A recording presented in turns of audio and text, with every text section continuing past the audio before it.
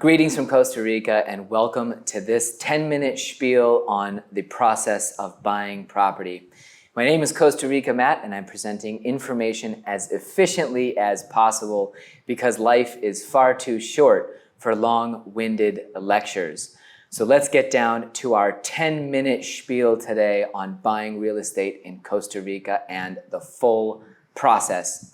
Step number one in the process of buying property here is not at all to call a realtor or to go on YouTube and start looking at property. Step number one is to find the right location in Costa Rica.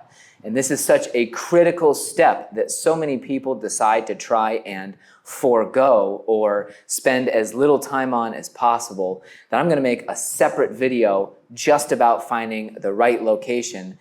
And I'll give you the link to that video at the end of this one.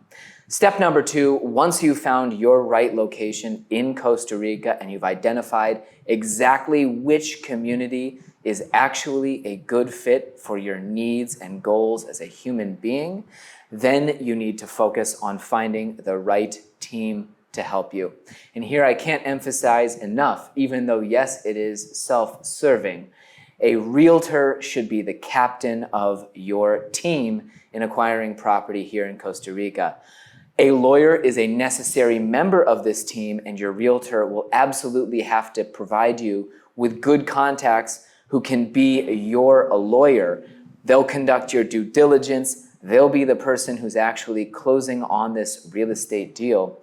But the necessity of your realtor is that they have the knowledge about every specific property that is really going to ensure it's a good fit for you and that there isn't some hidden, unforeseen circumstance behind the property that's eventually going to be a big liability.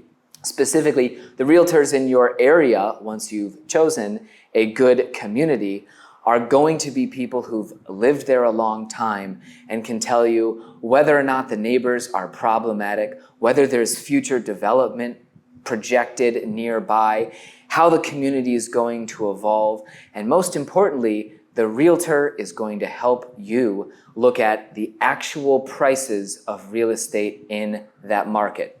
That's a responsibility no one else can help you with. The lawyers don't have information. We don't have an open MLS that provides data. And your realtor, aside from providing a team of people who will help you, is also going to be able to really give a justification for the price you're going to pay.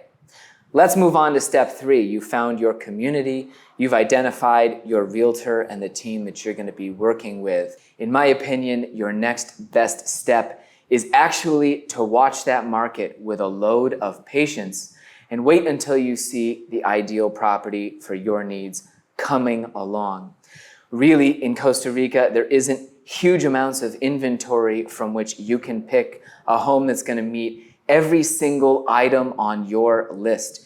And very frequently, people have to compromise and choose among different properties that might have pros and cons. If you're willing to be patient and watch a market carefully rather than bulldozing forward into a purchase, you can wait until one comes along that at least meets the highest number of priorities for you as possible.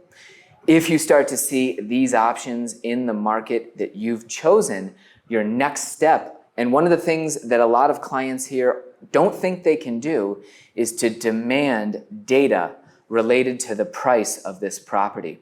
Your realtor, if they are a true professional and if you've done a good job selecting them, they're not going to be able to easily put together a comp analysis and quickly compile huge amounts of data, but they should absolutely be able to give you concrete examples of where similar properties have closed in recent memories.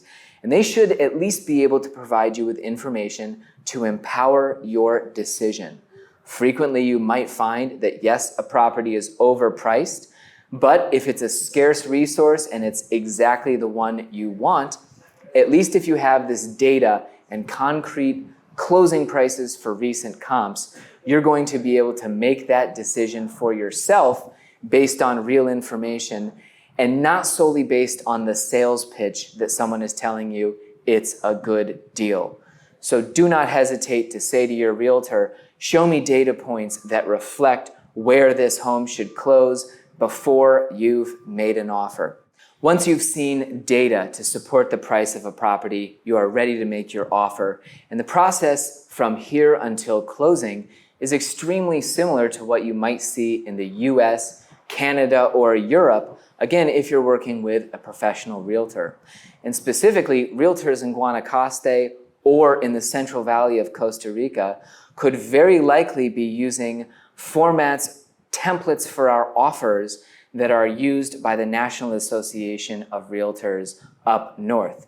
Your typical offer here in Guanacaste would typically involve a 10% deposit made within about 2 weeks of signing an option to purchase agreement or a PSA or whatever pre-agreement contract you enter into. You should always be presenting formal offers, whether it's this OTP or option to purchase agreement, the PSA or purchase and sale agreement. Keep it formal so that a seller knows exactly what terms you're proposing to purchase their property. After that deposit is made, the due diligence process in Costa Rica is extremely similar to what you would see in other countries. You'll have home inspections done. You'll want to check out the survey and make sure that the boundaries of the property don't have any encroachments. And your lawyer, the one that you have chosen to conduct due diligence for you, will help you 100% as a buyer's representative to ensure that all of the due diligence questions on the property are answered. That due diligence period is usually about 30 days, and within it, you often see that buyers have the option to walk away 100% without any problems needed in order to get their deposit refunded. Essentially, you have that fully refundable deposit during due diligence so that foreigners investing in a country they don't feel confident in have that absolute security in moving forward. If you started working with a realtor and they suggest making a non-refundable deposit, there are some circumstances where that can be necessary to lock up a property, but it should be a very small percentage of the total price. And again, it's the exception to the rule. The typical procedure is that 10% deposit that's fully refundable for 30 days of due diligence. After due diligence, you've concluded all of your studies and ensured that the property meets your standards. Your lawyer has signed off and you've approved. You'll be moving to closing usually within 2 to 4 more weeks of the end of due diligence. And we see closing timelines here in Costa Rica typically along 45 to 60 calendar days total from the date that you signed that option to purchase agreement or PSA when you were done negotiating. As I had mentioned, this all begins, and before you should even think about specific properties, you need to navigate where in Costa Rica is the best location for you to purchase.